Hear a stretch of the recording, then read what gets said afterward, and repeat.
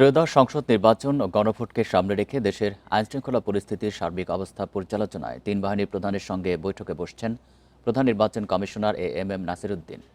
বেলা ১২টায় নির্বাচন ভবনে হবে বৈঠক। বৈঠকে থাকবেন সেনাবাহিনী প্রধান জেনারেল ওয়াকারুজ্জামান, নৌবাহিনী প্রধান অ্যাডমিরাল মোহাম্মদ নাজমুল হাসান ও বিমান বাহিনী প্রধান air chief marshal Hasan Mahmud Khan. এরপর দুপুর ২:৩০টায় নির্বাচন ভবনের সম্মেলন কক্ষে আইনশৃঙ্খলা সংক্রান্ত উচ্চ পর্যায়ের বৈঠক অনুষ্ঠিত হবে।